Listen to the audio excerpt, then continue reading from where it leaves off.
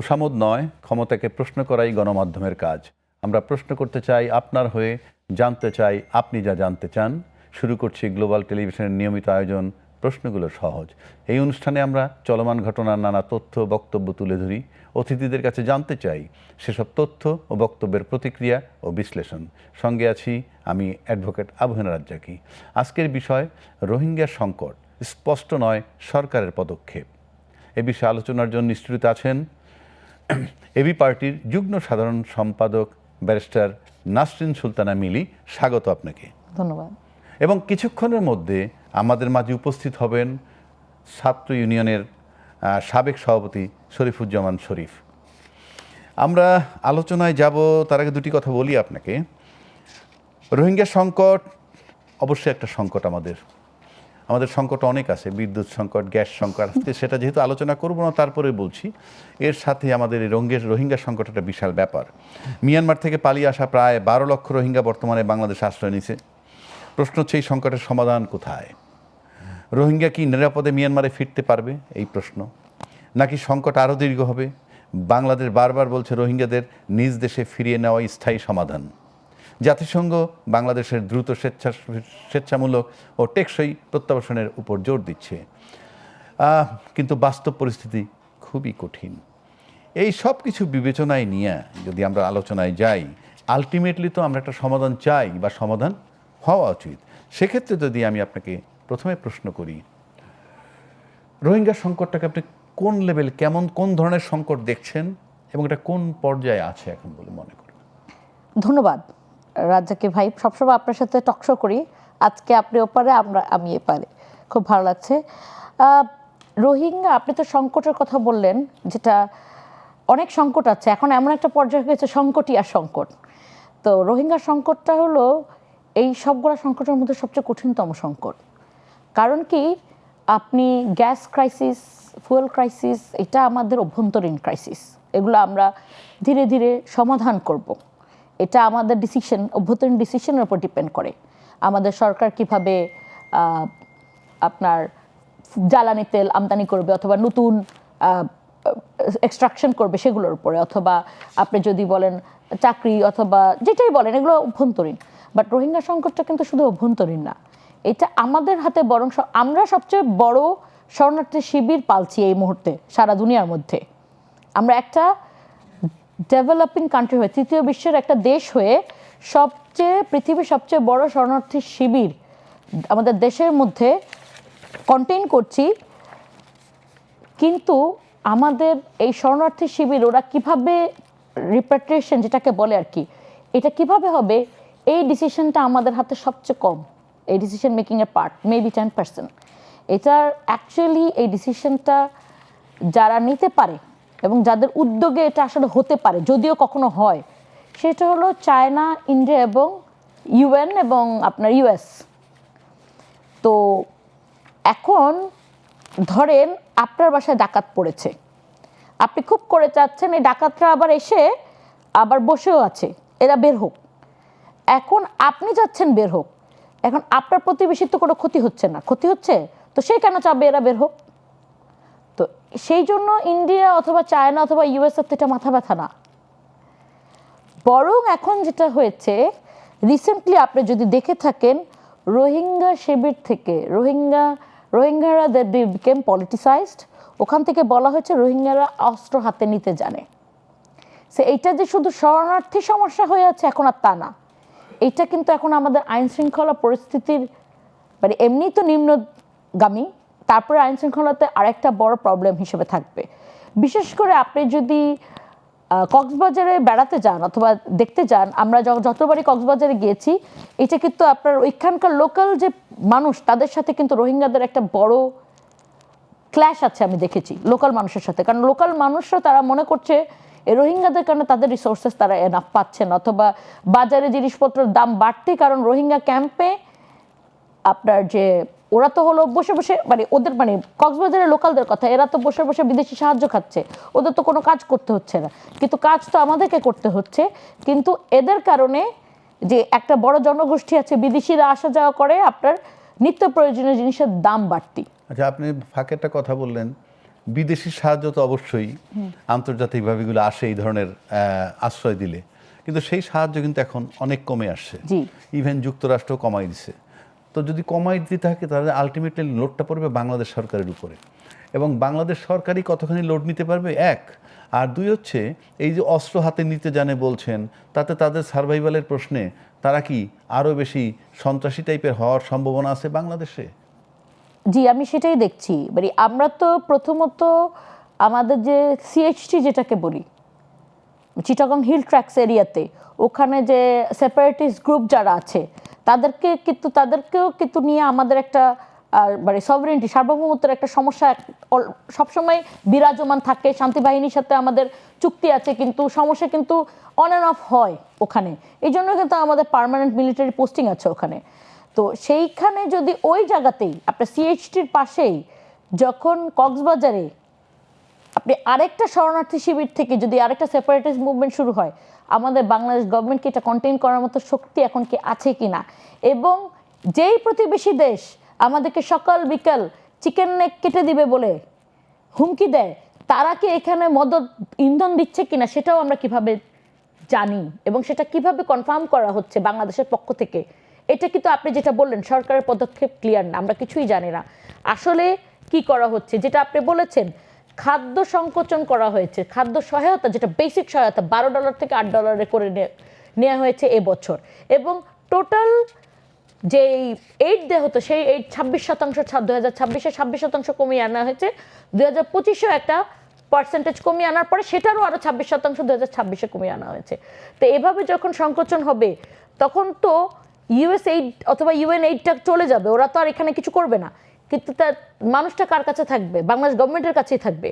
Government তাহলে এদেরকে, আমাদের গভর্নমেন্ট তার নিজের জাতিকেই পালতে পারছে না এই মুহূর্তে, তাহলে এই 12 থেকে 14 লক্ষ রোহিঙ্গাদেরকে আপনি কিভাবে সরকার মানে খাদ্য সহায়তা দেবে? বিকজ আপনি একটা মানুষকে একটা জায়গায় বন্দি রেখে খাবার দাবার না দিয়ে তো রাখতে পারবেন না, আর যদি রাখতে হয়, যদি ওভাবে ফেলে রাখেন তাহলে তো অবশ্যই তারা এই লুটপাট, তখন আবার আন্তর্জাতিক একটা বিষয় আসবে, আন্তর্জাতিক বিষয় আসার আগে অরাজকতা শুরু হয়ে যাবে। তো এটা তো আমরা পার্শিয়ালি একদম যখন প্রথম রোহিঙ্গা প্রত্যাবাসন শুরু হয় 2017-তে, তখন আমরা কিছুটা পার্শিয়ালি দেখেছি যে যখন আপনার কক্সবাজারের পার্ট ওদেরকে ওদের যে শিবির করা হয়েছিল সেখানে যে বানানো হয়েছিল ক্যাম্পের জন্য, তখন কিন্তু আপনার লোকালদের সাথে এটা নিয়ে কিন্তু অনেক প্রবলেম হয়েছে। অনেক লোকালরা তাদের জায়গা জমি হারিয়েছে, এটা নিয়ে অনেক তাদের মধ্যে বিস্তর এই অখুশি ভাব আছে, এবং এখনো সেই ইয়াটা ওনারা লালন পালন করছে। তো আপনি একটা জায়গায় লোকাল এবং শরণার্থী দুইটা ক্যাম্প যখন একজন একজনকে শত্রু মনে করছে, সেখানের মধ্যে আরও খাদ্য এবং অন্যান্য সাহায্য কমিয়ে দিয়ে জিনিসটাকে তো আরো উস্কে দিচ্ছেন, তাহলে এটার what is the plan for this? আমরা কিন্তু কোনো প্ল্যান দেখছি না। আমরা শুনছি যে চীনকে নিয়ে তারপরে আঙ্গাতে আমাদের পররাষ্ট্রমন্ত্রী, উনি এখন আঙ্গার চেয়ারম্যান হিসাবে গিয়েছে, তো উনি সেই হিসাবে ওনারা নাকি জোর দিবে রোহিঙ্গা প্রত্যাবাসনের উপর, কিন্তু সেটা কি প্ল্যান এটা আমরা এখনো পর্যন্ত জানি না। আচ্ছা, আপনি সম্প্রতি আমাদের পররাষ্ট্র প্রতিমন্ত্রী শামা ওবায়দ, জি, উনি একটা কথা বলছেন যে শেখ হাসিনা এই রোহিঙ্গাকে প্রত্যাবাসনের ব্যাপারে একটা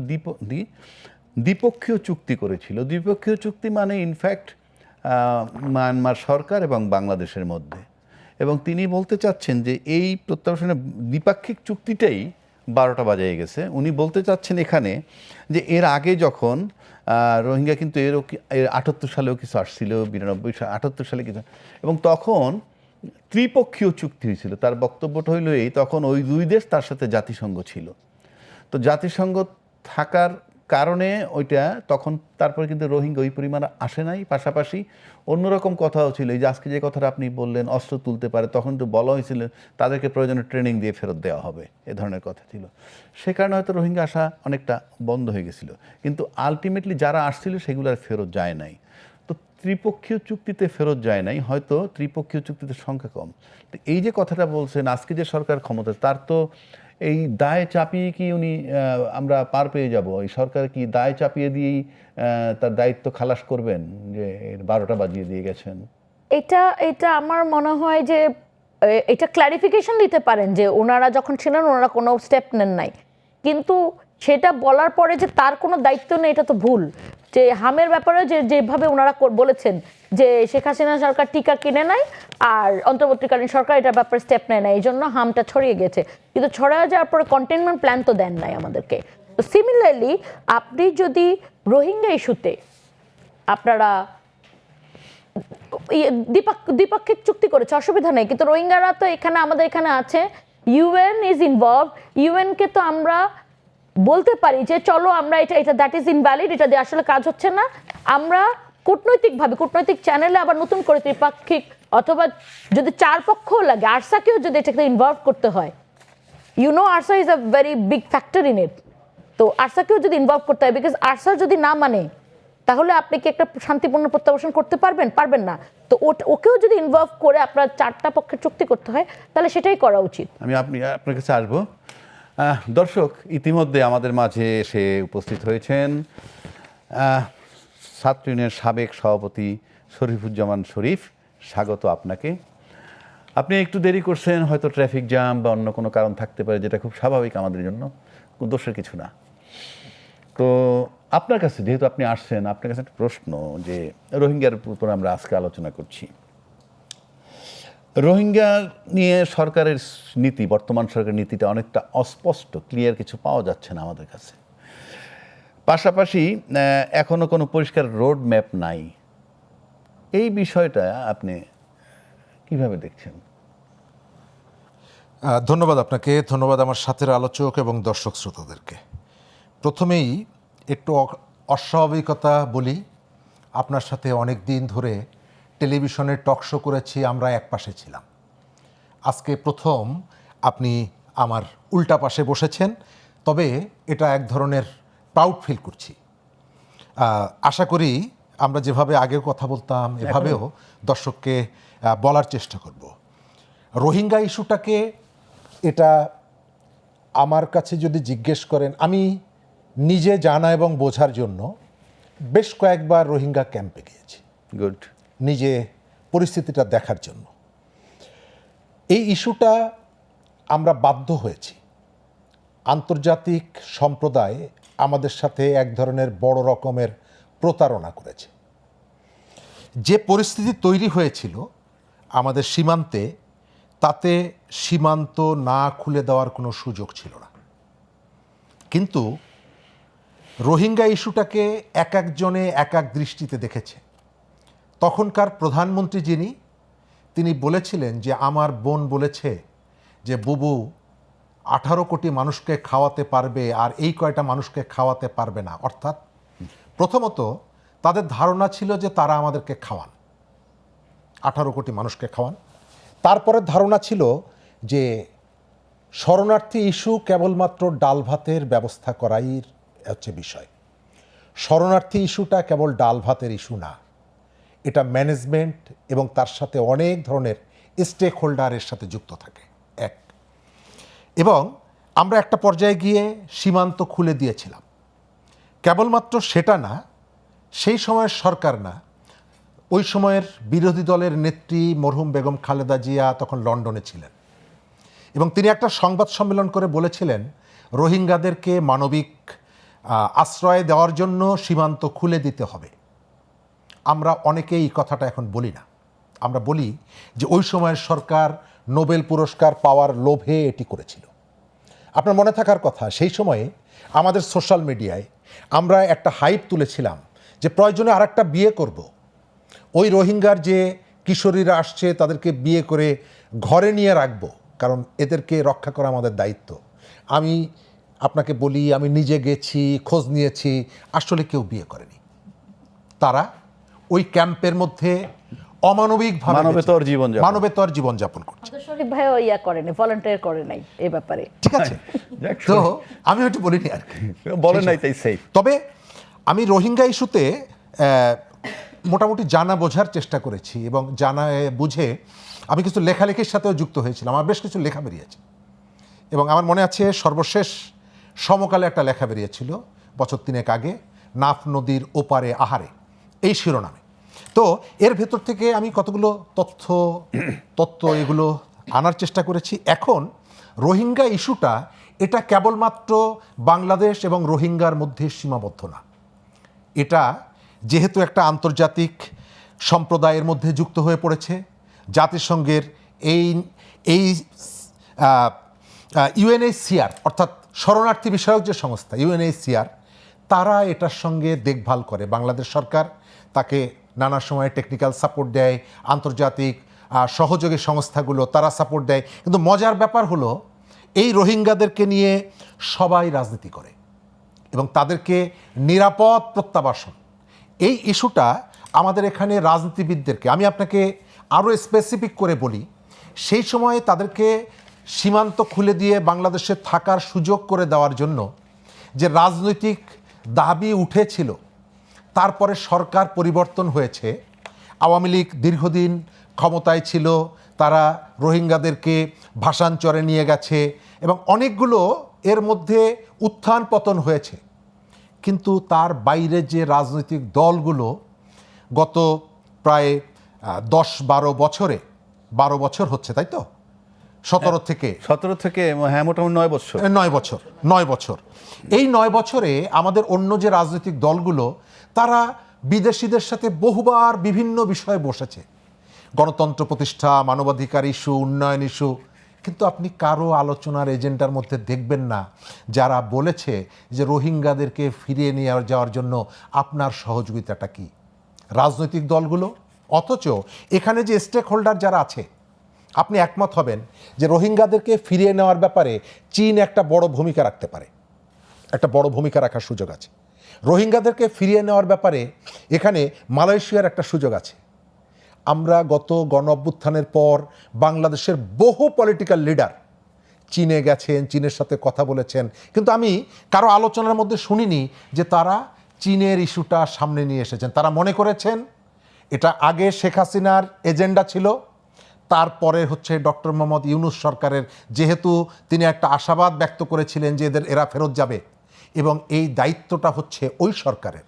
আজকের যে সরকারটার কথা বলছেন, তারা স্বল্প সময়ে দায়িত্ব গ্রহণ করেছেন, এটি একটি বড় চ্যালেঞ্জ, কিন্তু আপনার যে গাইডলাইনটা থাকা দরকার আমি সেই গাইডলাইনটা দেখতে পাচ্ছি না। এবং আমি ব্যক্তিগতভাবে আমার অবজারভেশন হলো বাংলাদেশের যতগুলো সংকট আছে সব থেকে বড় সংকটটার নাম রোহিঙ্গা ইস্যু। হ্যাঁ, আমি আপনার কাছে ফিরবো আবারও, আমাদের একটা বিরতির সময় হয়েছে, বিরতি নিয়ে আসি। দর্শক, নিচ্ছি ছোট্ট একটা বিরতি, আমাদের সঙ্গে থাকুন।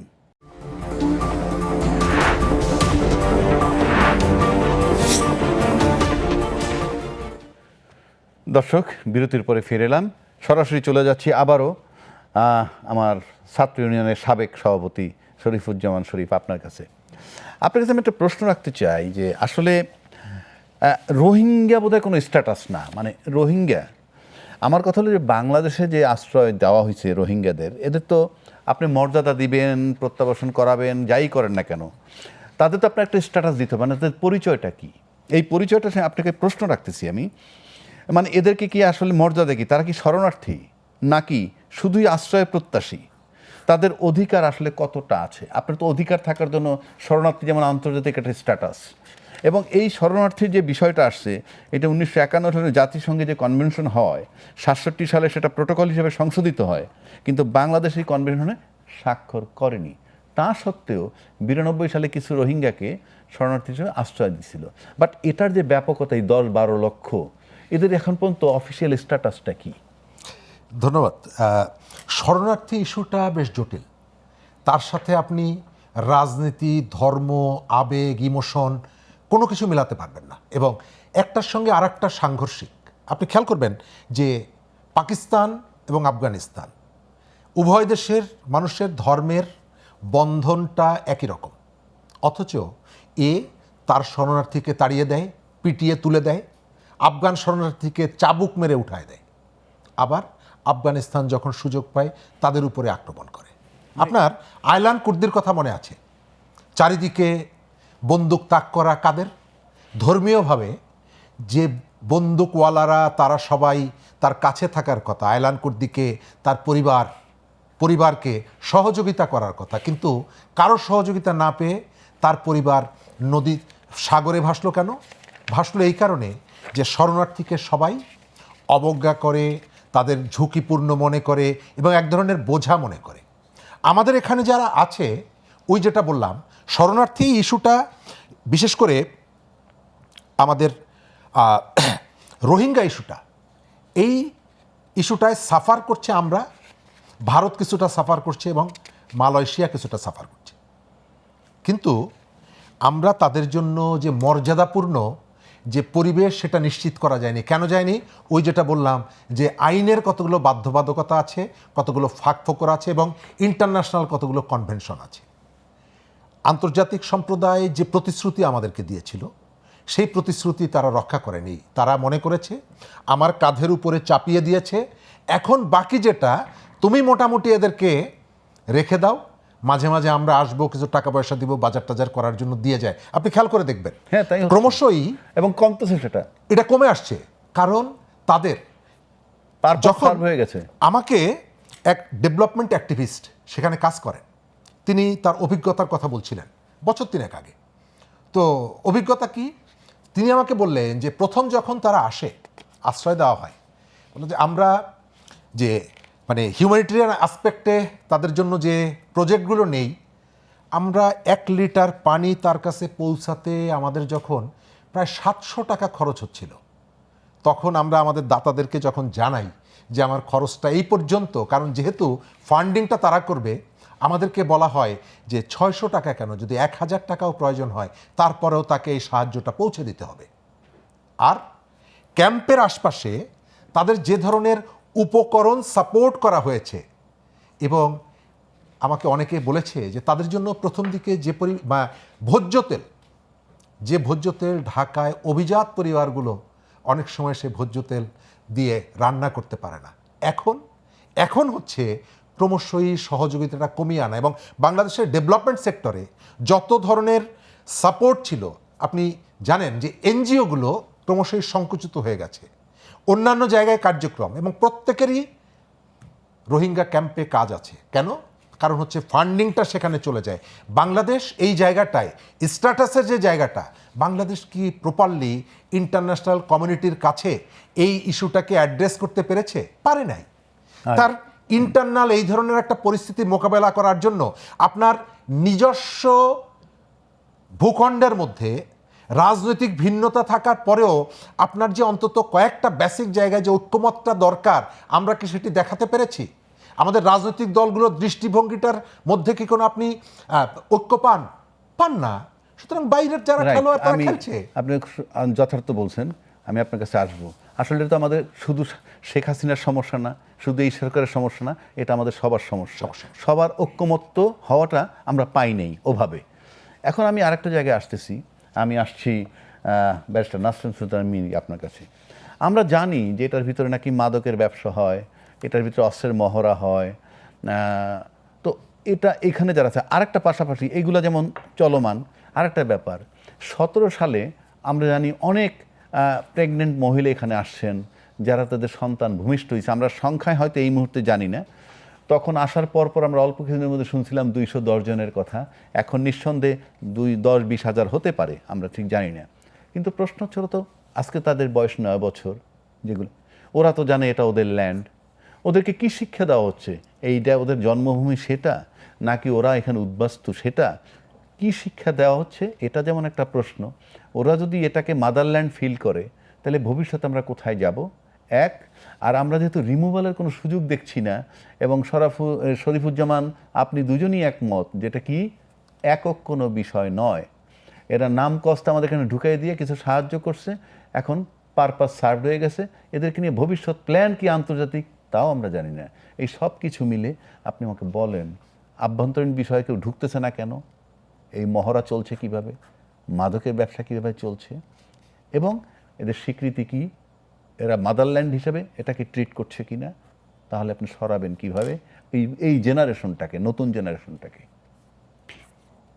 আপনি যে ব্যাপারটা বললেন যে প্রথমে যে ভিতরে মহড়া হয়, এটা নিয়ে আরআরসি এর যে রোহিঙ্গা রিপ্যাট্রিয়েশন যে কাউন্সিল, আরআরসি এর যে অতিরিক্ত সচিব মিজানুর রহমান সাহেব নিজে স্বীকার করেছেন যে এইখানে অস্ত্র চোরাচালান এবং মাদক ব্যবসা ওপেনলি হচ্ছে এবং 10টা আর্মড গোষ্ঠী আছে ভিতরে, যারা সবাই এটার রোহিঙ্গাদের মধ্যে 10টা আর্মড গোষ্ঠী কে কার উপরে মানে আপনার পাওয়ারটা নিবে।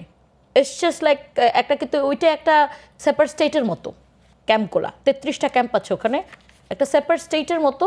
কে কোথায় এটার দখল নেবে সেটা নিয়ে আপনার খুন খারাপিও হয়। এবং গত 9 বছরে ক্যাম্পের অভ্যন্তরীণে 292টি খুন হয়েছে, 5,603টা মামলা হয়েছে এ রিলেটেড, 15,000 আসামি করা হয়েছে, কিন্তু সেই মামলার অগ্রগতি কি আমরা কেউ জানি না। এবং এই যে 5,603টি মামলা হয়েছে এটাও আমরা জানতে পেরেছি প্রথম আলোর রিসেন্ট একটা খুব ভালো রিপোর্ট হয়েছে সেখান থেকে। আদারওয়াইজ কিন্তু এভাবে রিপোর্টেড হয় না যে এখানে কত কি চলছে। এবং মিজানুর রহমান সাহেব নিজে স্বীকার করেছেন যে বিকেল 4টার মধ্যে এনজিও কর্মীদেরকে ক্যাম্প ছাড়তে বাধ্য হয় বিকজ তাদের নিরাপত্তার অভাব, এবং লোকাল যারা জনগোষ্ঠী আছে তারা সন্ধ্যার পরে ক্যাম্পের আশেপাশে রাস্তাগুলো ব্যবহার করতে নিরাপদ ফিল করে না। না মানে এখানে আমার যারা আইন প্রয়োগকারী সংস্থা তাদের রোলটা কি, তারা কি এটি মানে আমরা দেখতে, ওনার মিজানুর রহমান সাহেব বলেছেন, ওনার বক্তব্য এটা বলছি, যে প্রতিদিনই ওখানে আপনার আইন শৃঙ্খলা পরিস্থিতি যাচ্ছে, রেড দিচ্ছে, ধরে নিয়ে আসছে, কিন্তু অস্ত্র এবং মাদক, শুধু মাদক না, অস্ত্র এবং মাদক কোনোভাবেই থামানো যাচ্ছে না। এইটা হলো ওখানকার অতিরিক্ত সচিব মিজানুর রহমান সাহেবের বক্তব্য from a very official source. আর আনঅফিসিয়াল সোর্সে তো আমরা জানি যে ওখানে যেটা শরীফ ভাই একটু আগে বলছিলেন আমাদের বিরতির সময়, যে আসলে কিন্তু ওখানে 3:30টার পরে ক্যাম্পের বাহিরের যারা আছে, এনজিও কর্মী বলেন, যাই বলেন, সাহায্য কর্মী, সবাইকে বের হয়ে আসতে হয়, কারণ তারপরে থাকাটা নিরাপদ না। এবং 3:30 এটা আরেকটা জঙ্গল সলিমপুরের মতো। ঠিক আছে, আমি আপনার কাছে আসবো। আমি আপনার কাছে শরীফ ভাই, আপনার কাছে যেটা নিয়ে আসতে চাচ্ছি, আমরা কিন্তু ওই সময় অনেক কথা শুনছি এরকমও যে অনেক রোহিঙ্গা সৌদি আরব গেছে, সেখানে আমাদের এনআইডি নিছে, আমাদের পাসপোর্ট নিছে, আবার সৌদি আরব আজকে বলতেছে যে এটাকে সরাই নিতে হবে ইত্যাদি ইত্যাদি।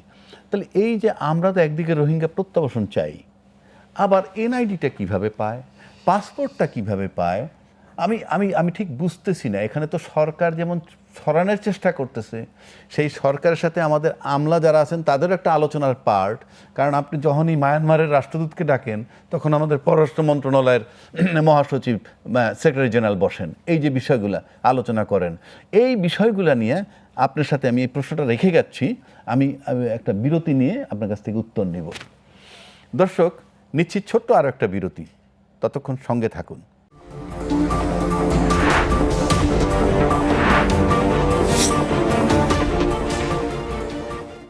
দর্শক, বিরতির পর ফিরে এলাম। আসছি শরীফ ভাই আপনার কাছে। আপনার একটা প্রশ্ন রেখে গেছিলাম আমি, এনআইডি পাচ্ছে, পাসপোর্ট পাইছে, কিছু বিদেশে গেছে, তাহলে আমরা যে প্রত্যাবাসনটা চাচ্ছি এনআইডির সাথে পাসপোর্টের সাথে পিওর গভর্নমেন্ট স্টাফ বা গভর্নমেন্ট কর্মকর্তা কর্মচারী জড়িত। আপনি গিয়ে যদি দেন, প্লেস করেন তার কাছে, দেখতে হবে তাদের আইডি দিবে তারা। এই রকম পরিস্থিতি চলে, আবার আমরা রোহিঙ্গা প্রত্যাবাসন চাই, এটা কতখানি যৌক্তিক বা বাস্তবসম্মত? ধন্যবাদ।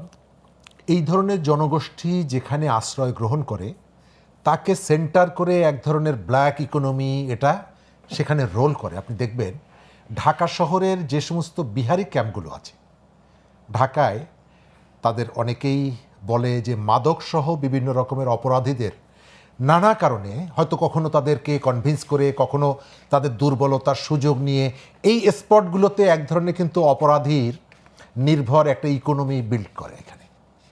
একইভাবে আমাদের রোহিঙ্গা যে ক্যাম্পগুলো আছে অবস্থানগত কারণে আপনি দেখছেন যে গত কয়েকদিন আগে দেখলাম প্রায় 250 জেলেকে মুক্তি দিয়েছে, তাদেরকে অপহরণ করা হয়েছিল। মানে ওই জায়গাটা যার হাতে অস্ত্র আছে, মোটামুটি সঙ্গে কিছু লোক আছে, সেই কোনো না কোনোভাবে কোনো না কোনো একটা অঞ্চলকে বা সেক্টরকে নিয়ন্ত্রণ করতে পারে, যার সাথে আমাদের যে নিয়মিত বাহিনী, আইন শৃঙ্খলা বাহিনী, তাদেরও প্রভাব খাটানোর খুব একটা সুযোগ থাকে না। এবং যেহেতু একটা বড় ধরনের ব্ল্যাক ইকোনমি এর সাথে যুক্ত, যেখানে ড্রাগ যুক্ত আছে এবং আর্মস ব্যবসাটা করার সুযোগ আছে, সেই জায়গায় কেবলমাত্র আপনার ডোমেস্টিক পঙ্গপাল যে এখানে এসে যুক্ত হয় এমনটা না। আপনার আশপাশের অনেক জায়গা থেকে পঙ্গপাল এখানে আসে, কারণ এখানে মধু আছে। দ্বিতীয়ত হলো যে আপনি ওই অঞ্চলের যদি যান, ওই অঞ্চলের খবর নিলে দেখা যাবে যে খুব একটা এই যে মাদক নির্ভর অর্থনীতিটা, মাদক নির্ভর যে টাকাটা, এই টাকাটা কেবলমাত্র সেখানকার যে দস্যু গ্রুপগুলো আছে তারাই কি গ্রহণ করে? না। ক্যাম্পের মধ্যে মাঝি নামে তাদের কমিউনিটির কিছু কমিউনিটি লিডার আছে, মাঝি বলে তাদেরকে, তাদের একটা বিরাট প্রভাব আছে, এদের মধ্যে বিরাট প্রভাব আছে। আবার তাদের যেখান থেকে এসে যে সেখানকার যে গ্রুপিং, তাদের নানা রকমের জাতপাতের যে বিভাজন, সেই বিভাজনের কতগুলো সিমটম এখানে আছে এবং তারা নিজেরা বিবাদে জড়িয়ে পড়ে। আমাদের ভূমিকাটা কি? আমাদের ভূমিকাটা হচ্ছে সাক্ষী গোপাল। এই ইস্যুটাকে যতটুকু সিরিয়াসলি দেখা উচিত ছিল, আমি আপনাকে আগেও বললাম যে আমরা সেটি দেখিনি এবং আমরা ধারণা করেছি থাকুক, শহর থেকে তো অনেক দূরে, আমাদের তো কোনো অসুবিধা হচ্ছে না, ওরা ওখানে থাকুক, ওরা বন কাটছে, ওরা পাহাড় কেটে ফেলছে, আমাদের ভূমিধ্বস হচ্ছে, ইত্যাদি ইত্যাদি, এই কথাগুলো আমরা বলি।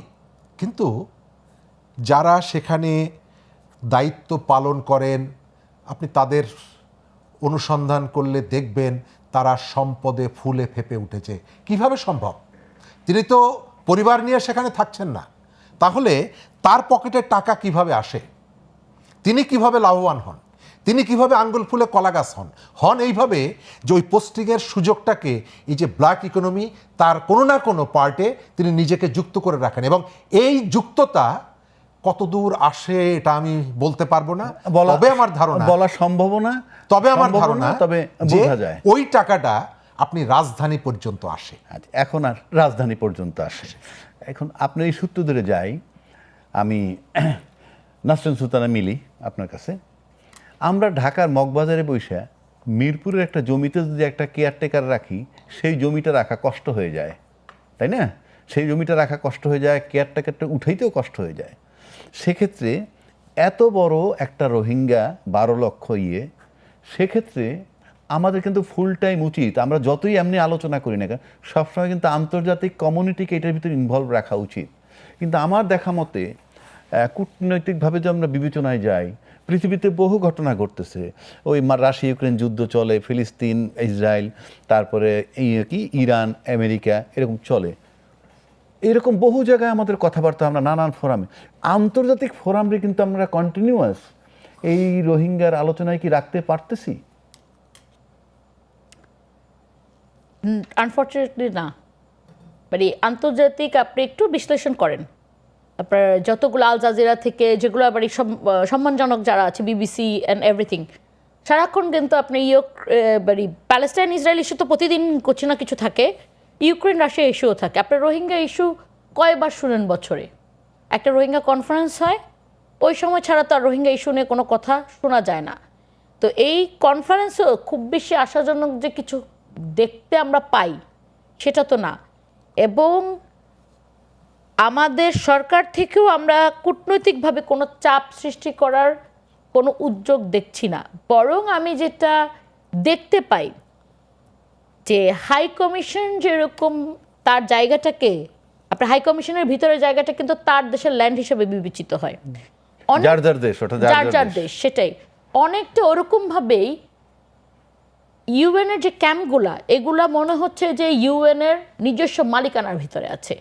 কারণ আমরা যতদূর শুনেছি যে ওখানে আপনার বাংলাদেশ পুলিশ বলেন, র্যাব বলেন, বর্ডার গার্ড বলেন, আইনশৃঙ্খলা বাহিনী যে কেউ আপনার অপারেশনস পরিচালনা করতে হলে ইউএনের সাথে সমন্বয় করে করতে হয়। তার বাড়ি কি বুঝাতে চাচ্ছেন? এই যে এই জিনিসটা, এইটা আমাদের জন্য একটু, শরীফ ভাই একটু তো ইঙ্গিত দিলেন যে, এবং আমিও প্রথমে বলেছি যে এই জনগোষ্ঠীটাকে আর্ম অনেক আগে করা হয়েছে। তারা তো অলরেডি নিজেরা মারামারি করছে, আমরা জেনেছি। তো এই জনগোষ্ঠীটাকেই আমাদের আমাদের দেশের ভিতরে বসিয়ে দেশের বিরুদ্ধে কেউ কাজে লাগাচ্ছে কিনা সেটা আমরা কিভাবে জানি? আচ্ছা, আমি আপনার কাছে আবার আসবো। শরীফ ভাইয়ের কাছে আমি আবার ফিরছি।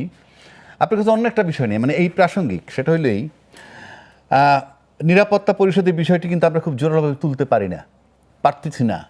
আবার চায়নার সাথে কিন্তু আমাদের সম্পর্ক খুবই ভালো, বিগত সরকারেরও ভালো গেছে ডেভেলপমেন্ট ওয়ার্কের নামে, অবকাঠামোর নামে। আবার আমাদের বর্তমান প্রধানমন্ত্রী সম্প্রতি চায়না ঘুরে আসছেন, সেখানে অনেকগুলো আলাপ হয়েছে, তার ভিতরে একটা রোডের কথাও হয়েছে, ঢাকা মায়ানমার, বাংলাদেশ মায়ানমার এবং চায়না পর্যন্ত। এই চিন্তা যদি করি, চীনের সঙ্গে বাংলাদেশ সম্পর্ক খুবই ভালো, ওইভাবে যদি ভাবি, তাহলে রোহিঙ্গা প্রত্যাবাসনে চীনকে আমরা কেন আরও বেশি শক্তিশালী বা সক্রিয় করতে পারছি না? চমৎকার প্রশ্ন।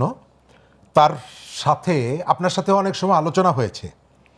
আমাদের পুরো ফরেন পলিসিটা যদি আপনি খেয়াল করেন, গত 6 মাস বলেন বা তার আগে বলেন, আমাদের মনে হয় যে কেবলমাত্র ভারতের সাথে সম্পর্ক কি হবে, এটাই হচ্ছে আমাদের পুরো ফরেন পলিসি। আমাদের সিভিল সোসাইটির থেকে বলেন, আমাদের সোশ্যাল মিডিয়া বলেন, আমাদের গভর্নমেন্টের জায়গা থেকে বলেন, আমরা এটাকে যতটা গুরুত্ব দিয়েছি এবং তার পাশাপাশি আরও যে কতগুলো সেক্টর আমাদের প্রয়োজন, সেই সেক্টরগুলোকে আমরা গুরুত্ব দিইনি। যদি দিতাম তাহলে চীন আমাকে প্রত্যেকটা জায়গায় সহযোগিতা করতে চায়। আমার এখানে গোলাপ ফুল ফোটাতেও যেমনি সহযোগিতা করতে চায়, আমার এখানে ব্রিজ তৈরি করতে সহযোগিতা করতে চায়, আমাকে ধনী বানাতে সহযোগিতা করতে চায়, হাসপাতাল বানিয়ে আমার আরও আয়ু বাড়াতে সহযোগিতা করতে চায়। তাহলে রোহিঙ্গা ইস্যুতে কেন সে সহযোগিতা করতে চায় না? আমি কি তার কাছে চেয়েছি? আমি চাইনি। সংকটটা কোথায়? সংকটটা হচ্ছে উদ্যোগ, তাদেরকে নিরাপদ প্রত্যাবাসন। এই নিরাপদ প্রত্যাবাসনের জন্য আন্তর্জাতিক সম্প্রদায়কে উদ্যোগটা নিতে হবে। আর আমার কাজটা কি? আমার কাজটা হচ্ছে আগ্রহ এবং তাগিদ। আমার আগ্রহ থাকতে হবে এবং বারবার আমাকে তাগিদ দিতে হবে। আমি প্রয়োজন হলে তার বাড়িতে ঘুরব। আমি তো মনে করি যে বাংলাদেশ সরকারের উচিত এই যে রোহিঙ্গাদেরকে প্রত্যাবাসন ইস্যুতে প্রয়োজনে স্পেশাল খুব হাই পাওয়ার্ড একটা উইং তৈরি করা, যারা হচ্ছে সারা পৃথিবীতে অনবরত এক ধরনের চাপ প্রয়োগ করার জন্য, সরকারকে মনে করিয়ে দেওয়ার জন্য সার্বক্ষণিক কাজ করবে। আমাদের ফরেন মিনিস্ট্রির অনেক রকমের উইং আছে, কিন্তু এটা আছে কিনা আমি জানি না। কিন্তু আপনি যেটা বললেন যে আমরা যখন আমেরিকার অমুক এলো, তিনি কালকে সকাল 11টার সময় রোহিঙ্গা ক্যাম্প পরিদর্শন করবেন, আমাদের নেতারা, রাজনীতিবিদরা, আমলারা সব পেছনে পেছনে যাচ্ছেন।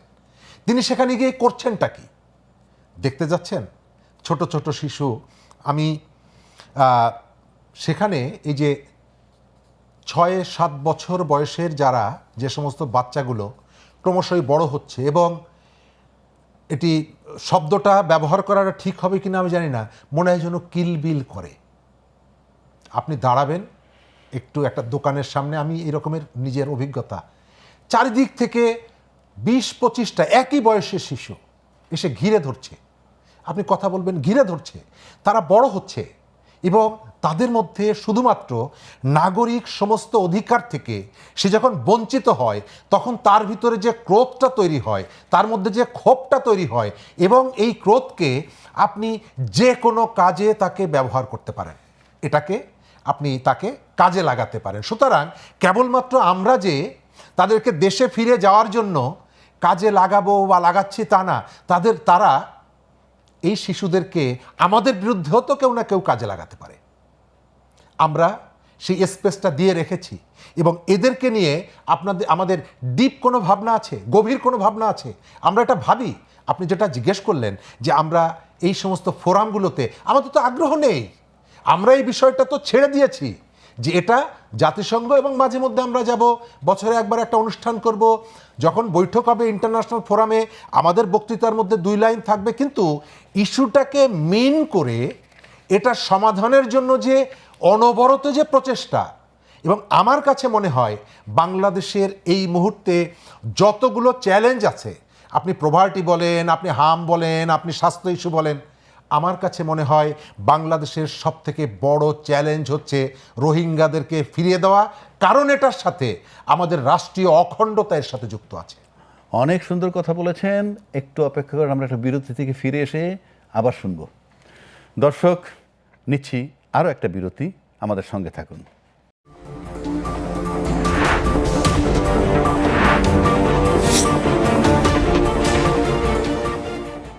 দর্শক, বিরতির পর আবার ফিরে এলাম। যাচ্ছি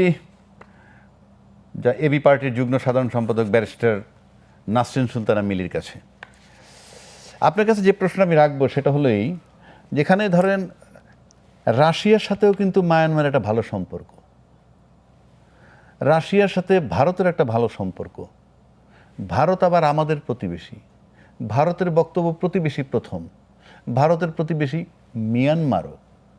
তাহলে এখানে রাশিয়া ভারত আমার জন্য কি করছে বা কি করতে পারে বলে আপনি মনে করেন?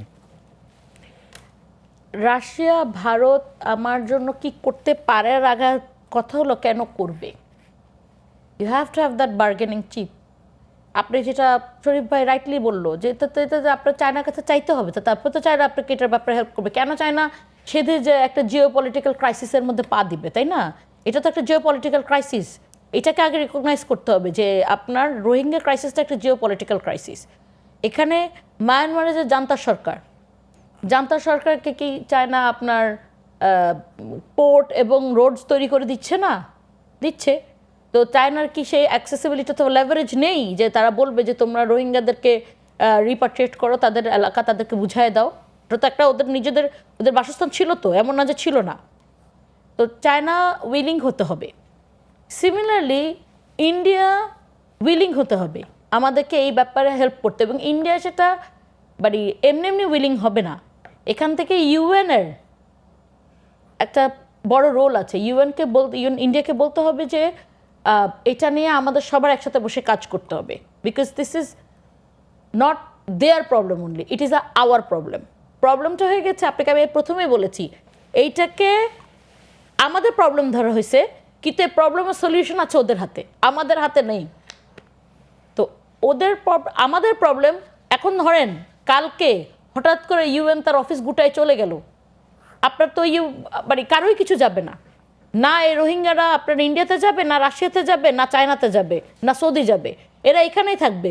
সুতরাং বাংলাদেশ গভর্নমেন্টকে কিন্তু কন্টিনিউয়াস চাপের মধ্যে রাখতে হবে আপনার আন্তর্জাতিক সংস্থা যেগুলো, স্পেশালি ইউএন, বিকজ ইউএন তো এখানে ক্যাম্প করার ব্যাপারে সবচেয়ে বেশি আগ্রহী, অথবা ইউএন এখনও ক্যাম্পটাকে পরিচালনা করছে। ইউএনকে এখানে ইনভলভ করতে হবে এবং বলতে হবে তুমি সবাইকে নিয়ে বসো। বুঝছি, আপনি যে বিষয়টা আনলে আমি তার আলোকে যাচ্ছি শরীফুজ্জামান আপনার কাছে। এই যে ইউএনের যে রোলটা আমরা তো জানি, আমি সবাই জানি, ইউএনের রোল প্লে করতে পারে বাংলাদেশের সাথে, ইউএন রোল প্লে করতে পারে মালদ্বীপ ভুটান এদের সাথে, কারণ চায়না রাশিয়ার এখানে জিও পলিটিক্স যেখানে ইনভলভ, সেক্ষেত্রে ইউএন কী রোল প্লে করবে? কারণ ওই যে যখন ইউএনের রোলটা কি, রোলটা হইলো যে রোহিঙ্গা যখন ঢুকবে তারা সাহায্য করবা, ওই সাহায্য করার লোক আছে, জাপান করুক, ওই ফিনল্যান্ড করুক, অস্ট্রেলিয়া করুক, কানাডা করুক, ওই সাহায্য করে। কিন্তু তারা যখন ঢুকতেছে তখন বাড়িত করার সুযোগ কিন্তু তাদের কাছে ছিল, সেটা কিন্তু তারা করেনি। পাশাপাশি চায়না কিন্তু দুইটা রোল প্লে করে আমরা জানি, তারা সামরিক জান্তাকেও কোঅপারেট করে, আরাকান আর্মিকেও কোঅপারেট করে। রোহিঙ্গা ফেরত দিলে আরাকান বাধা দিলে সামরিক জান্তা বলবে কী করব, আবার সামরিক জান্তা বাধা দিলে আরাকান। এই যে পরিস্থিতিটা, এখানে কি চায়নার রোলটা খুব গুরুত্বপূর্ণ আপনার কাছে মনে হয়, যে ইচ্ছা করলে অনেক কিছু করতে পারে? চায়না শুধুমাত্র একটা স্টেট না, চায়না পৃথিবীতে একমাত্র পরাশক্তি না, চায়না পৃথিবীতে অন্যতম একটা বণিক রাষ্ট্র, যার ইন্টারেস্ট খালি ব্যবসা, যেখানে ব্যবসা সেখানে সে আছে। আমরা যে আলোচনাগুলো করলাম, ভারত কেন এখানে ভূমিকা রাখে না? আপনি কখনোই একটা মরুভূমির মধ্যে বিনিয়োগ করবেন না। আমাদের এখানে গ্যাস জ্বালানির যে সংকট, এই সংকটের মধ্যে বিনিয়োগকারীরা আসছে আবার ফিরে যাচ্ছে কেন? কারণ এর ভেতর থেকে এই রকমের পরিস্থিতি থাকলে তার ইনভেস্টের বিপরীতে তার যে প্রফিটটা প্রপারলি হবে না। আপনি একটা রাষ্ট্র তার যে ইনভেস্টমেন্ট, মিয়ানমারে যদি ইনভেস্ট করে, সে তার বিপরীতে যে ফিডব্যাকটা পাবে আপনার এখানে তো সেটা পাবে না। তার যে বিপুল রিসোর্স, চায়না তাকে নানা রকমের বুঝিয়ে সেই রিসোর্সের অংশীদার হচ্ছে না, ভাগীদার হচ্ছে না। আজ থেকে কয়েক বছর 3 আগে নরেন্দ্র মোদীকে দেখেছিলাম, তিনি বিমান থেকে নেমে যে ছুট দিয়ে মিয়ানমারের যে সরকারের প্রধান তাকে যেভাবে জড়িয়ে ধরেছিলেন, কেন? কারণ হচ্ছে যে তাকে নানাভাবে খুশি করতে হবে, এবং যদি খুশি করা যায়, আপনার রাজনৈতিকভাবে যেমনিভাবে লাভবান হবেন, অর্থনৈতিকভাবে লাভবান হবেন। রোহিঙ্গা ইস্যুটা এটা কেবলমাত্র বাংলাদেশের ইস্যু না, বাংলাদেশ এটি তুলে ধরতে ব্যর্থ হয়েছে। রোহিঙ্গা ইস্যুটা সাউথ এশিয়ার ইস্যু এবং জিও পলিটিক্সের ইস্যু। এটা যতক্ষণ না পর্যন্ত বাংলাদেশ তুলে ধরতে না পারবে এবং ইন্টারন্যাশনাল কমিউনিটির কাছে নিয়ে যেতে না পারবে, চাপ প্রয়োগ করতে না পারবে এবং তার ধারাবাহিকতা না থাকবে, এই সংকটের কোনো সমাধান হবে না। তার মানে আপনার কথায় মনে হচ্ছে যে রোহিঙ্গা সংকটের মূল সমাধানটা কোথায়? না মিয়ানমারে, নাকি আন্তর্জাতিক ব্যবস্থায়? আন্তর্জাতিক ব্যবস্থা, তাদেরকে রাজি করাতে হবে এবং সেটার জন্য আমাদেরকে এগিয়ে যেতে হবে। কিভাবে যাব, Regular activity থাকতে কিভাবে যাব সেটাই। অনেক ধন্যবাদ আপনার দুইজনকেই, অত্যন্ত সুন্দর আলোচনা হয়েছে। এবং অ্যাকচুয়ালি যে বিষয়টা আপনারা আনলেন তাতে আসলে রোহিঙ্গা সমস্যার সমাধান বাংলাদেশের একক কোনো রোল নয়, এবং রোহিঙ্গা সংকট শুধু মানবিক সংকট না, এটা এখন বাংলাদেশের জন্য কূটনৈতিক সংকট, নিরাপত্তা সংকট, অর্থনৈতিক সংকট, এমনকি আঞ্চলিক ভূ রাজনীতির সংকট, যেটা আপনি বললেন। আমরা চাই এই বিষয়টাকে আন্তর্জাতিক ফোরামে কিভাবে কন্টিনিউয়াস প্রসেসে জিয়ে রাখা যায়, সেটাই হবে আমাদের দলমত নির্বিশেষে, আপনি আলোচক আপনার কাজ, আমার কাজ, রাজনীতিবিদদের কাজ, সবার কাজ। সেই প্রত্যাশা রেখে আমরা আজকে বিদায় নিচ্ছি। আমরা একেবারেই শেষ। দর্শক, আমাদের আজকের প্রশ্নগুলো সহজ অনুষ্ঠানটি এখানেই সমাপ্তি, এবং এই অনুষ্ঠানটি আপনারা আগামীকাল সকাল 7টায় আবার দেখতে পাবেন। একইভাবে আগামীকাল রাত 9টায় এখানে আমরা হাজির হব অন্য কোনো আলোচক নিয়ে, অন্য কোনো বিষয় নিয়ে। ততক্ষণ অপেক্ষা করুন, ভালো থাকুন, সুস্থ থাকুন। আল্লাহ হাফেজ।